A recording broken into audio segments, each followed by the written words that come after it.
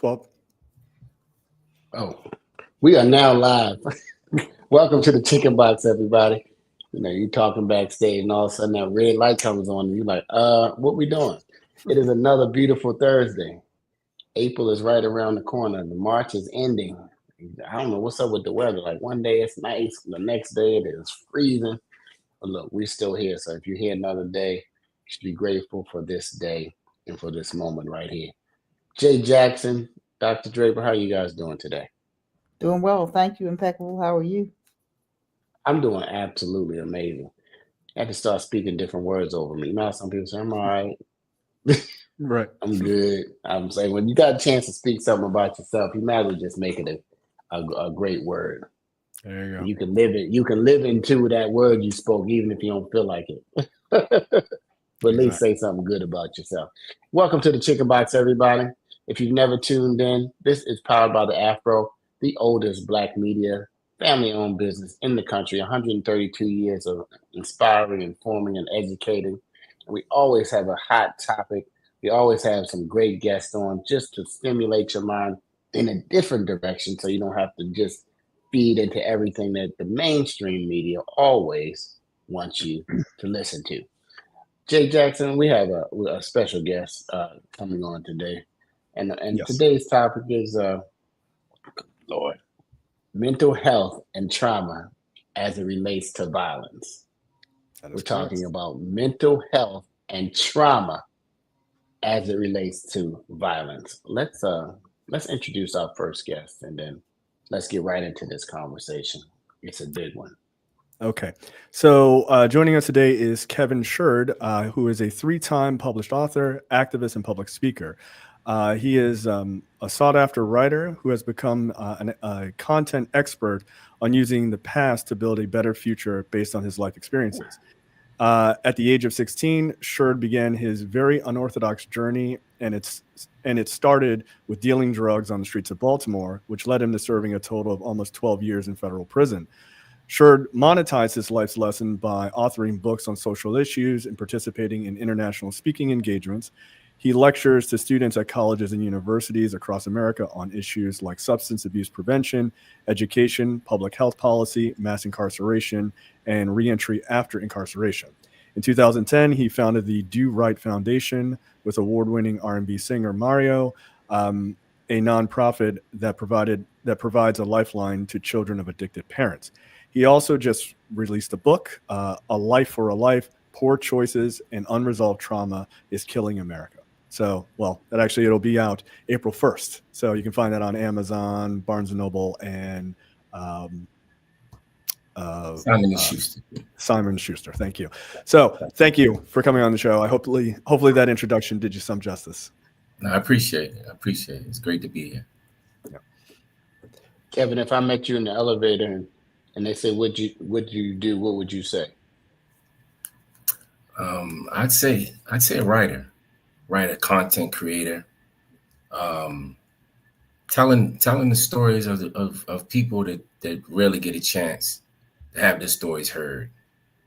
From West Baltimore to East Baltimore to Harlem to places in Oakland, California, but stories that rarely get a platform to be heard.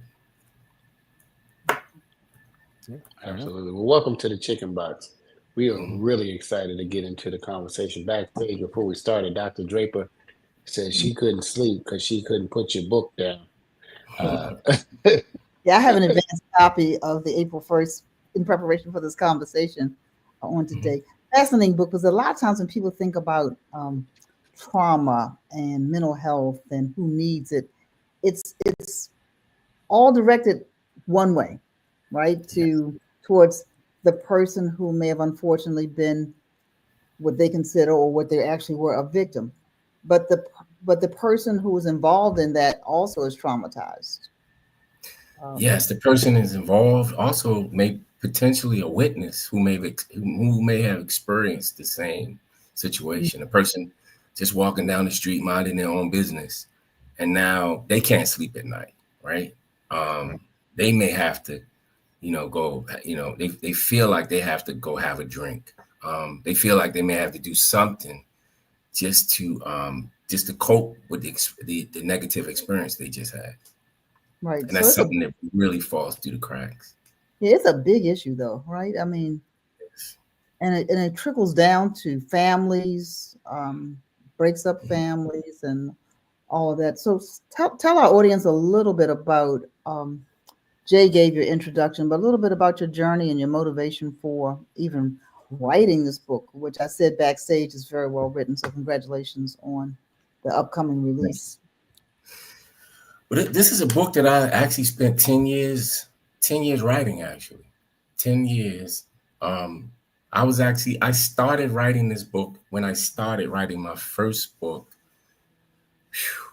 10, 11 years ago. Now 11 years ago. While I was writing my first book, I sought out a guy who I was in prison with some years earlier, just to catch up with him, see how he was doing. And I Googled him. And when I Googled him, this story popped up about how he had committed a double murder in Delaware. Okay. And I was shocked at the time, and really just disappointed, because I know what that meant. I know what the accusation of being accused of committing a double murder means. It probably, more than likely, if you're found guilty, you'll never see the streets again. And so I started going down this rabbit hole of just learning more about the case, learning more about what had actually transpired. And for me, I started to really understand more about the issue of mental health, because what happened was because it was a double murder in Delaware, based on state law, the judge had to order a mental health evaluation and assessment. And through the mental health evaluation and assessment, later on, I discovered that this gentleman was dealing with stuff that I don't know how many human beings can even cope with something like that. Grew up in East Baltimore, 16 years old, crack addicted mother, heroin addicted father HIV positive. Mother died when he was 16. He ended up in the streets, homeless at 17. Started drinking heavily at age 18 years old. So he started off on a really bad foot in life, and this is where he landed in prison, serving life plus 35 years for a double murder. Wow. Yep. So that's what took me on this journey. And then I began to talk to mental health. So when I found out he was dealing with all these issues, I spoke to a mental health professional here in Baltimore, another one in New York, and it kind of gave me a lesson on adverse childhood experiences, ACEs, what often referred to, and how adverse childhood experiences can lead a person to a really rocky adult life, for the lack of a better word. That's important to point out as well. Jay, you started to say something? Yeah, no, I mean, I was going to ask you, as the saying goes, like, let's start from the start. But to your point, you spent 12 years in federal prison, in total. And then you're out and you read the story about your friend. So often, and we had talked about this sort of slightly offline, so often people just sort of see what I would say is kind of the end result of what all of these people have gone through, and you just go, well, that person's a bad person, and you kind of just shut down. You don't hear anything. You don't even consider what are the systemic issues that have gotten this person there. When you were in prison, did you find that was like, because obviously it's a very different time in your life, right? But did you find that when you were talking to people, were you sort of enlightened to, like, oh, these people are coming from these kind of backgrounds that maybe you're similar to where you came from? I don't know your particular background, or that they were wildly different and you started to see kind of patterns as to how these people got there, like in retrospect, how much did you learn in that situation that sort of informs you today? Oh, everything. I think without that experience, I would just be walking around, really have zero knowledge, zero understanding, and I probably would be on the lock them up and throw away the key bandwagon, because that's an easy route to take when you really don't understand all the issues. When you really don't understand how a 15-year-old kid or 14-year-old kid that ends up homeless with a crack addicted mother and a heroin addicted father, they're almost primed to have a really bad adult life, right? They're almost primed. You can almost predict that something bad is going to happen. That does that always end up that case? No, not always, right? But starting off as a teenager, where the brain is still developing, and you're exposed to all these negative things over a course of time, because that's the other piece. It's not always that one incident. It's also incidents that occur over time, right? With a brain that's still developing, then and I hate to say it, but that person is going to have a rough time if they don't seek counseling and treatment, and that's a reality. Right. Yeah, I think people often don't realize the level of impact, especially with children. They don't understand the impact of being born like quite literally being born or exposed to drugs in their system before they're born, and then when they start their lives, they are already a couple, they're in a deficit from that, and that affects behavior and things like that. Like I often think about sort of the Freddie Gray case, right? Everybody starts that story with him with the police, right? That is where his story starts for most people. But in reality, it started far younger than that. Like he apparently had lead poisoning, and one of the things with lead poisoning, it has tremendous effects on how people deal with authority and cognitive issues and things like that. That's not his fault, but because he was exposed to those things as a child, it set a path for him that potentially got him to his unfortunate ending. And it's like, when you only look at it at the end and go, well, he didn't do this thing, you lose so much in society by not understanding those things or not being willing to. For sure, absolutely. Don't get me wrong. Listen, I spent almost 12 years in prison. I had to live with the worst of the worst. Not walking down the street, passing by a guy. I had to live with some of the worst of the worst, right? I'm just being candid with you. And with that said, but there is a level of responsibility that has to be taken when a person commits a crime, right? Mm-hmm. So even though you had this terrible childhood and these things, you were exposed to these things, even when you commit a crime, there's still a level of responsibility you have to be taken into account. What I'm saying in the book is that these issues have to be looked at a lot deeper. Actually, I was talking to some judges on Friday in Washington, D.C., and they agreed that the history of a person that has been exposed to something like this has to be taken into account when they end up in the courtroom. And the judges and the prosecutors also have to get some type of training or education on the issue of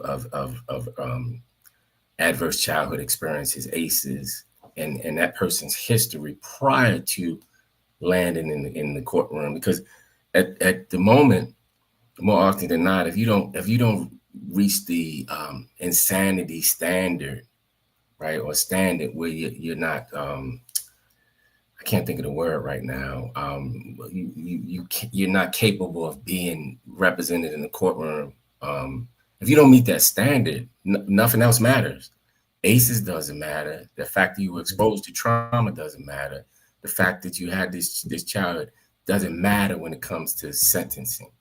And that's something that we really want to take a look at. Thank you for sharing that. I noticed also from the book, I'm so glad I had the preview there. I want to talk about Kevin Shird, the man, just for a minute. And thank you for all the work that you're doing. From reading your story, I guess it would be called a memoir, but you have a lot of people in there. You seem to be a person that was pretty self-aware, and I don't know if that was always the case, right? You had chess as an outlet. You were a runner. You were very, it seems, and it also comes through really strong. I want you to talk about this a little bit. You're being aware and observant and compassionate in terms of being able to kind of sense what other people were going through. Has that always been something like a gift of yours, or how did you notice that, or did you notice it afterwards? Did you? Let me let you talk. That's a great question.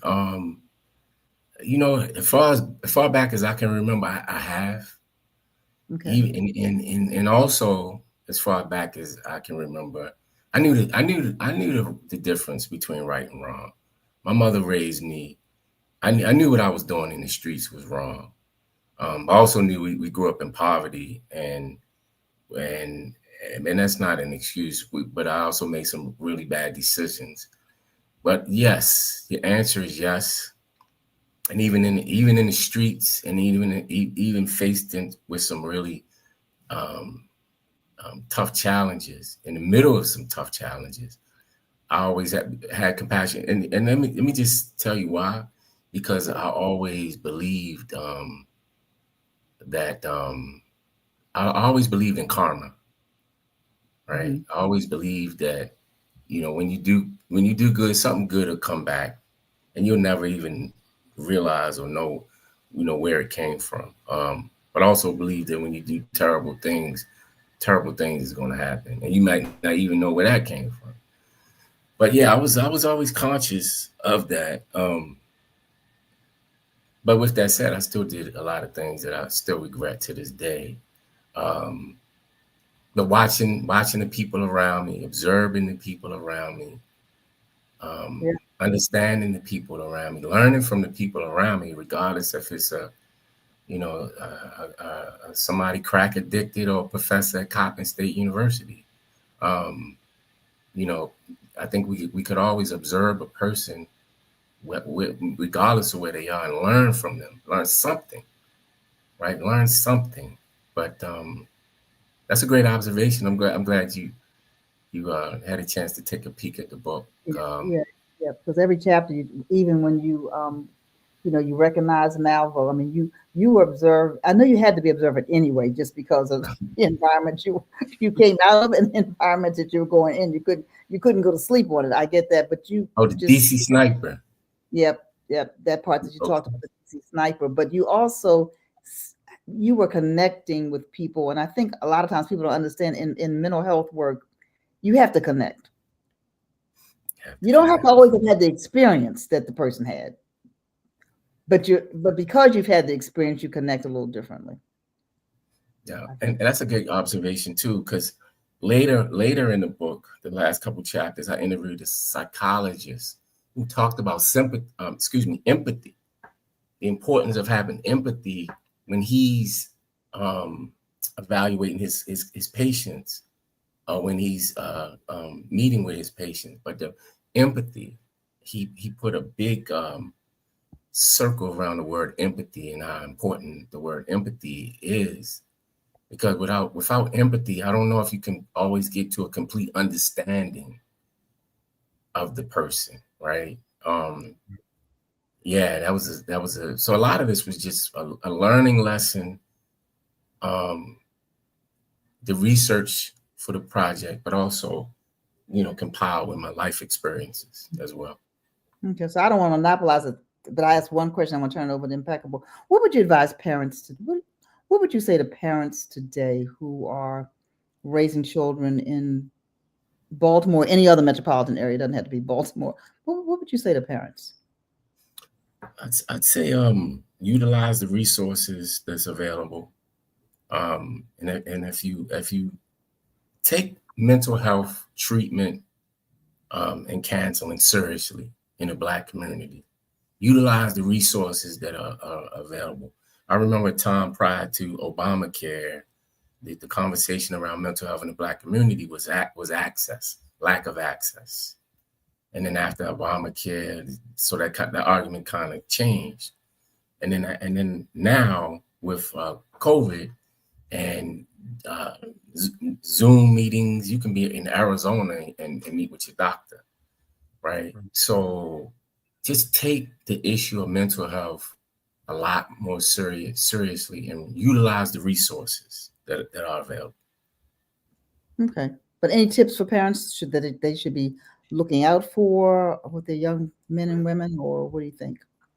I think most parents, and maybe I'm naive in this regard, but I think most parents know when something's off, and they might not know exactly what's off, but something's off, right? And also kind of look at it like you would look at you would look at a medical health, right? You might have some soreness in your arm. You're not sure what the source of what that soreness is, but you still might not hesitate to say, okay, I'm gonna go to a doctor and get it checked out. We got to normalize mental health in the same way, right? Don't wait for the disaster to happen, and then you want to, go get mental health treatment and services. And when you notice something's off, utilize the resources that are available. Normalize mental health services and treatment. I think that's the best advice that I could provide. Great That's advice. That's great advice. Normalize. Yeah, that's a good word. If you just tuned in, we're talking about mental health and trauma as it relates to violence with author and writer Kevin Shird from Baltimore, telling his experiences from a youth to now impact. I'm going to call you an influence and an impactor in the community, because everything they say, everything you go for is not for you, it's for somebody else. So he's taking that seriously. And a lot of other people, sometimes you went through something and you didn't realize that it was for somebody else. So you keep maybe even making the same mistake, or you just over here. And like we like to say in the chicken box, stop being selfish, because what you went through wasn't for you. It was for somebody else. And if you learn to give just a tiny bit of your time to somebody else, you'll see the difference that not only it makes in your life, but in the person's life that you're impacting. Kevin, I want to get to the children that what's the age group that you teach at Johns Hopkins in a class called Life or Death in Charm City? Yeah, so I'm not at that program anymore, but those were masters. Man, I might have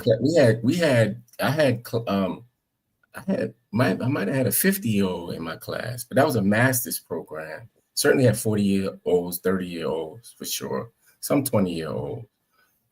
It was a great class, but I'm no longer at Hopkins right now. I'm at at Hopkins. I'm at Coppin, where we're actually using a life for a life in a class inside the School of Criminal Justice with Professor Johnny Rice, who's a good friend of mine, but he's also a esteemed academia at Coppin State University.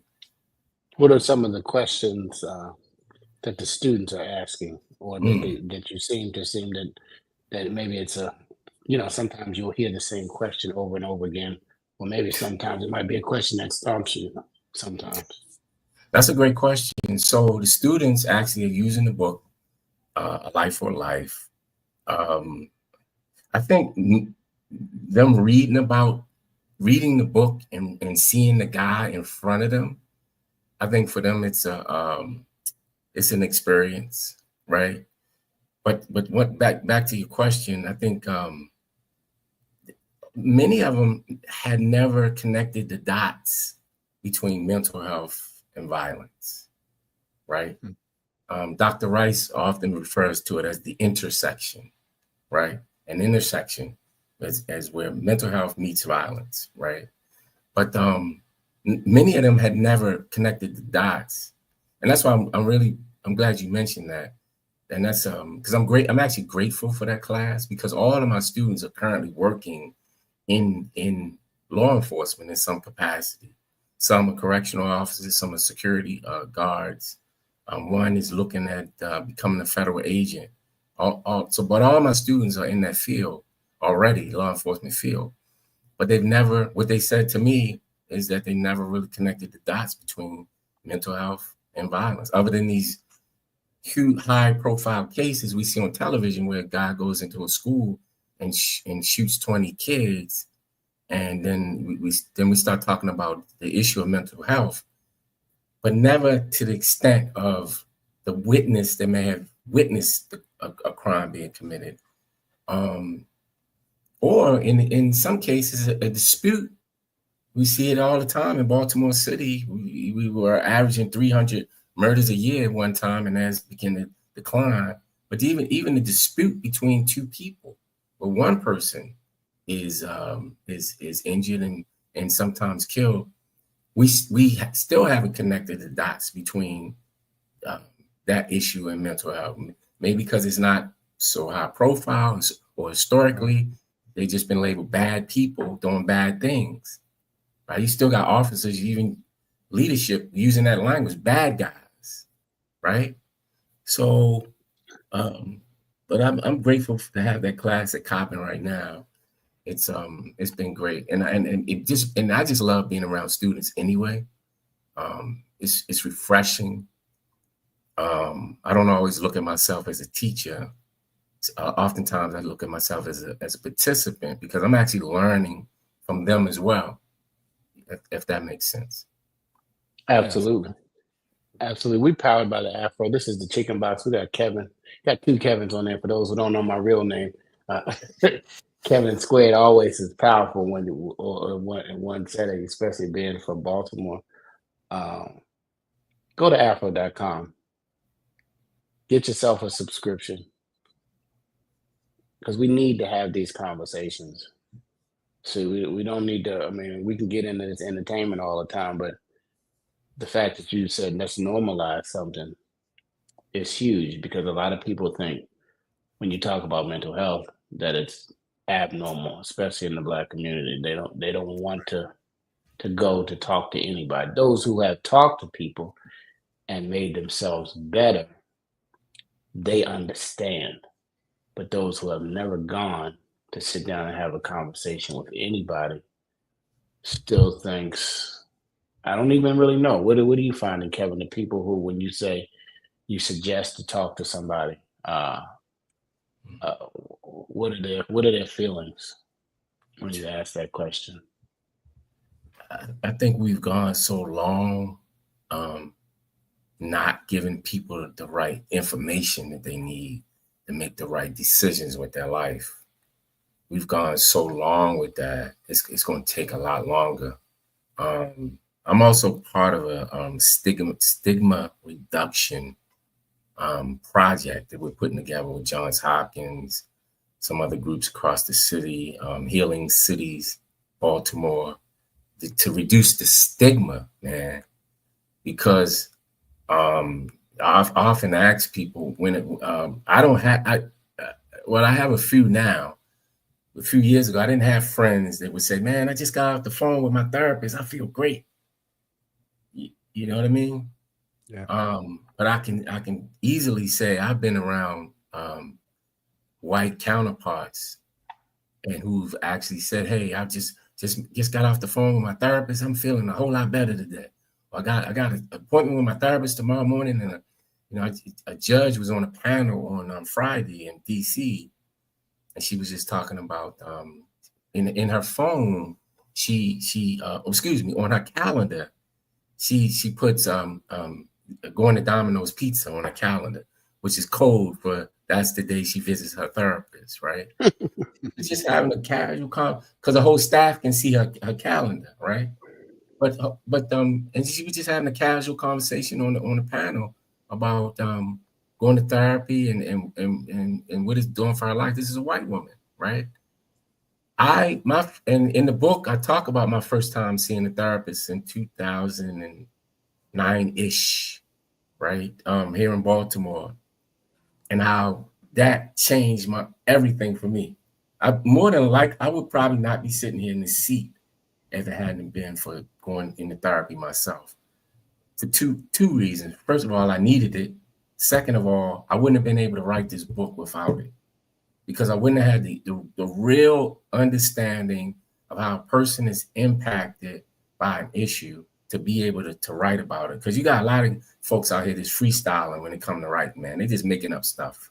I'm gonna just keep it real. And then they call themselves an expert and have these relations, and then the next thing you know, they end up at a university somewhere, right?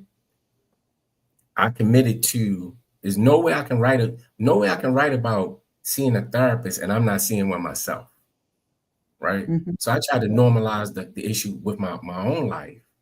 And the other thing, I just got back to Baltimore maybe a year and some change ago. I'd moved to Los Angeles to pursue writing in LA. And when this book project came about, I've decided to come back to Baltimore. So there were friends that I hadn't been around post COVID. And now I'm back in their presence and we're hanging out and spending time together. And I'm noticing differences that I hadn't, maybe I wouldn't have noticed before I got into therapy myself. And one of them was a lot of them had incorporated cannabis into their lives, right? And now, don't get me wrong, it's legal now. So, you know, you have that opportunity. But I got a chance to talk to them. And these are folks that are doing really, really great in their lives financially. And I spoke to them. I said, well, what was the change? What made you, turn to that? And all of them said the same thing, man. The pressure was just too much. I needed something. I needed something to help me get through. It was tough. So we're not just talking about folks out in the streets that are struggling. We're talking about folks with making hundreds of thousands of dollars a year in jobs, also feeling depression. Now, the pressure might be different from the pressure of living in poverty and the pressure of coming out your front door and there's been a shooting, there's heroin, there's cocaine, there's crack, everything is right in your face. So that the pressure and the stresses are different, but there's still pressures and stresses. Right. And they're dealing with them in a way that I'd never expected. And they all said the same thing. Hey, man, life is tough and I needed something. Mm-hmm. And so I think we all need something, but we just got to just figure out what that something is. And hopefully that something for many becomes therapy and treatment on a normal, regular basis.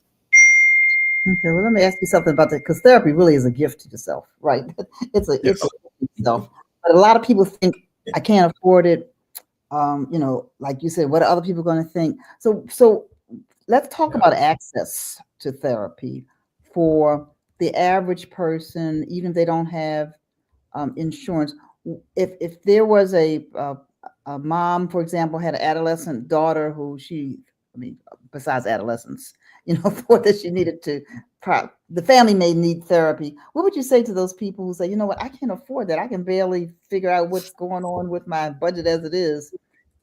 Are there places that you would say to people, check this out, or, use this resource, this group, or something that you would refer people to? I would tell people, and that's not an area of expertise for me. Okay. But I would tell people to check their insurance. Mm-hmm. I would tell people to check the job that they're working at. How could they maybe expand their insurance? I would also tell people to take a look at Obamacare. And then some folks, I would also say you may have to budget it into your monthly budget the way you budget some other things.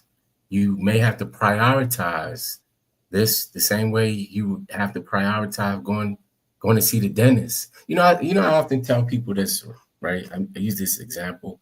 If you wake up in the morning and your tooth hurts, right? a lot of pain in your mouth.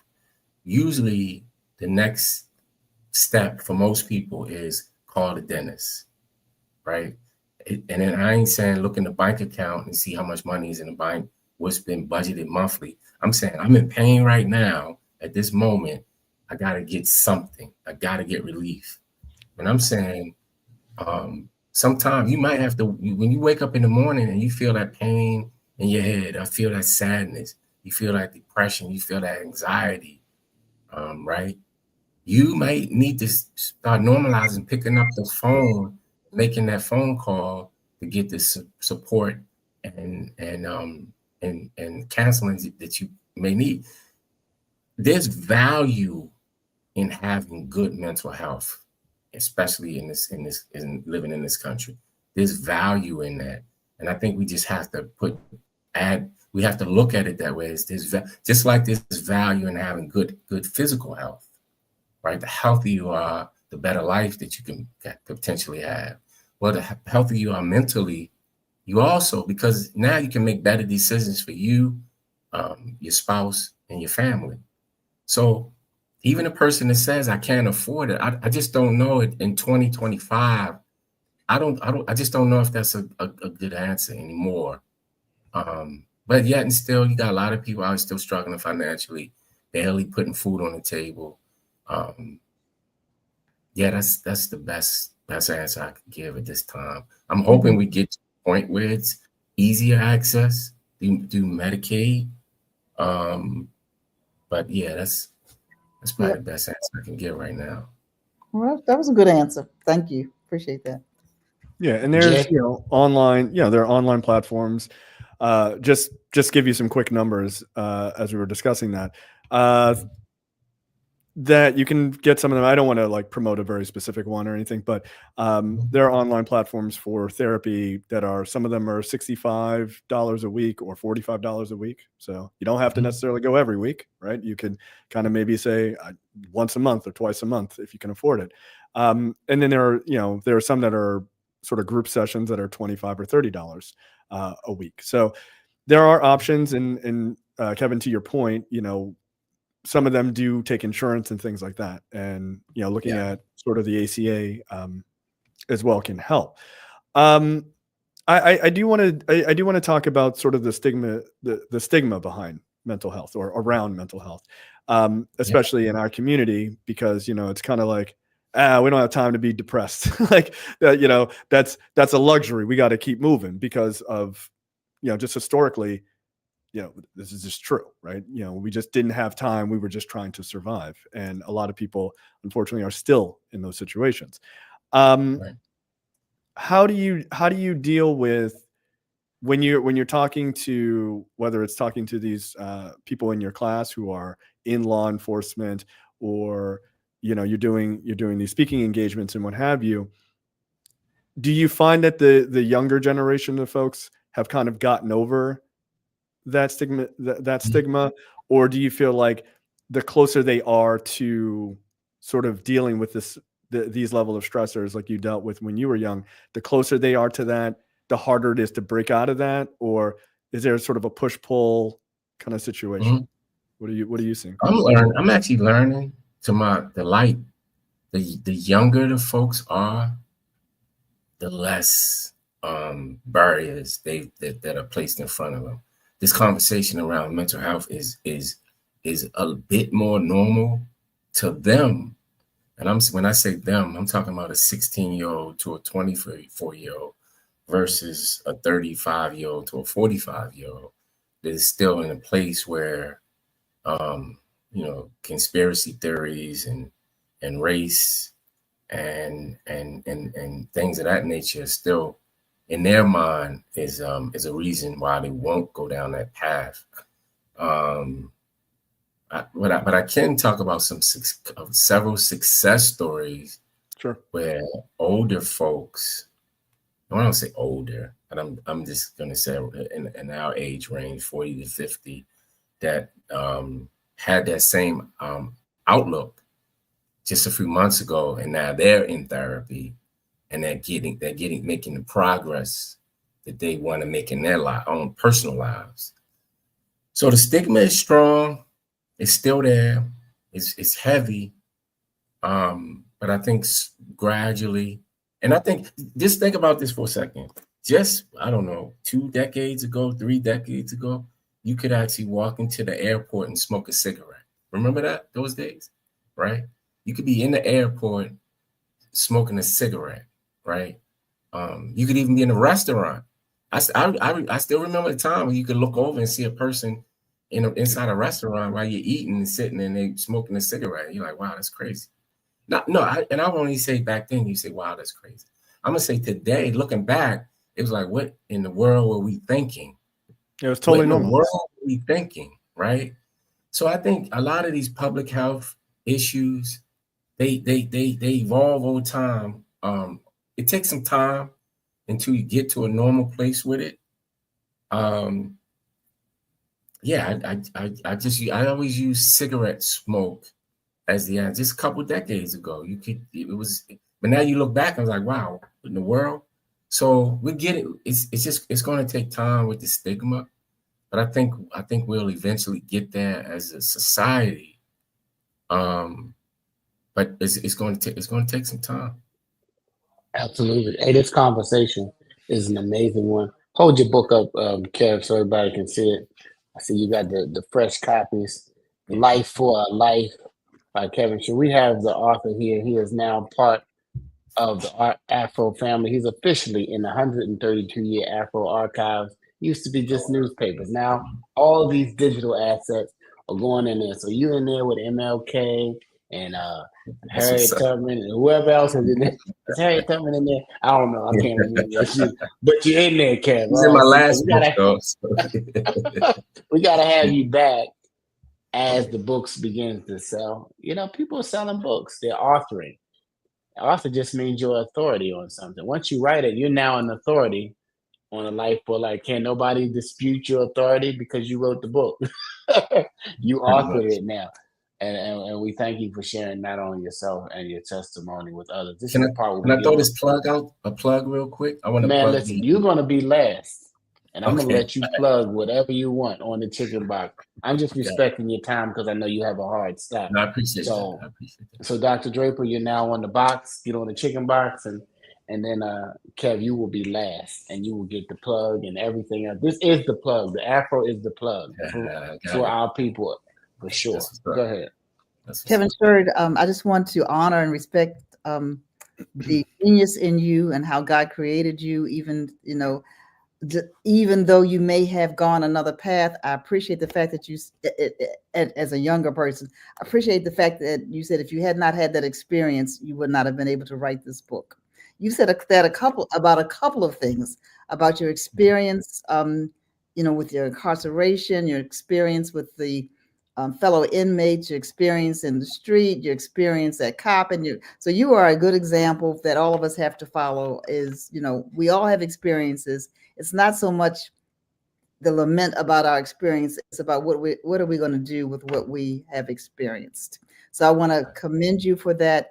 Thank you for your transparency. Thank you for being a champion for mental health wellness, because all of us have mental health. Some of it is good and some of it is not. All of us have hearts. Some of them are good, some of them are not. All of us have the propensity for disease. Some of us don't have it as much, and others not just because of biology, but because of lifestyle choices. And so taking care of our mental health is a lifestyle choice.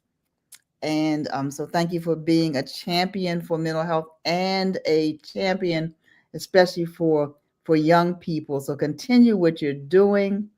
We commend you and thank you for being on the Chicken Box. And now I'm off the box and I'm passing it over to one of my co-hosts, either Jay or Impeccable. Jay, looks like you're ready. Yeah. Okay. I can go. Absolutely. Kevin, thank you for coming in. We appreciate it. Again, your book, A Life for a Life, Poor Choices and Unresolved Trauma is Killing America. Look, I think mental health or understanding your mental health status and sort of the history of your own is incredibly important. And I agree, like dealing with it, this is a systemic issue. We can't just look at the end result. We have to look at the whole sort of swath of a person's history. And I like to just read a couple of a quote here. quote, being able to be your true self is one of the strongest components of good mental health. That's by Lauren Fogel Mercy. And I think that's true. Mental health isn't, or going to therapy and things like that isn't designed to necessarily change who you are, but to reveal to yourself who you are, right? And to get through all those layers of what society has put on us, whether we want them to be there or not. So I think your work is really quite important, especially in the Black community, where we need to sort of get rid of all of these layers of things that have been thrown upon us since the time of our ancestors coming to the U.S. So it is important, and we got to dig through all of that. And unfortunately, we didn't do it, but it is our job to fix it for ourselves because nobody else is going to. So, Kevin, thank you for your work, and I'm very interested to hear from you in the future. So thank you. Absolutely. Absolutely. We're definitely going to have you back on. Man, I like the fact that Dr. Draper said you need to treat yourself. You ever hear that phrase when people say, I need to treat myself? Absolutely. Therapy is a gift. I've never even thought about it like that. I don't know, you listening, share this conversation because it's going to impact somebody. Please share it if you're listening or you're watching it on a replay. Share it just put it on your page. Somebody watching your page is going to need to hear this. Therapy is a gift to yourself. Man, you got to treat yourself sometime. Thank you again, Kevin, for coming on to the world famous Chicken Box. I'm even hungry right now. I think I'm hungry right now. Before we leave, I just want to throw this out there. The American Psychiatric... You are on the box. You got it. Yeah. You got it. The final word. The American Psychiatric Association has endorsed A Life for Life, which was a major accomplishment because they often don't endorse books. But I was able to meet with them last summer and kind of lay out what I wanted to do with this. They've got 30,000 psychiatrists across the country who are members of their organization and treating people from, Black and white to Hispanic and Asian. But the work that they're doing across the country just to help us get to a place where we can normalize these conversations and the Black community can heal and grow. I just want to throw that out there real quick. They've been big supporters for the last couple of months, and I continue my relationship with them. Final words, Kev. Was that your final words to plug? Get into therapy. It works. That's my final plug. Absolutely. Get into therapy. It works, y'all. You know how we always say, call a senior. They love to hear from you. Don't text them. Call them. Just tell them you're thinking about them. Go by, do something nice for them. Get that grass cut. The grass is starting to grow again. Something that you can make an impact to make their life a little better. Till next time, go to afro.com, y'all. For less than 2 Uber Eats, you can have a subscription. Thank you again, Kevin, Dr. Draper, and Jay Jackson. God willing, we will see you next Thursday. Man, this week's Afro is hot. Did you see the story in there? I'm not even going to tell you about it. Go to afro.com and see what's on the front page today. Talk to you later.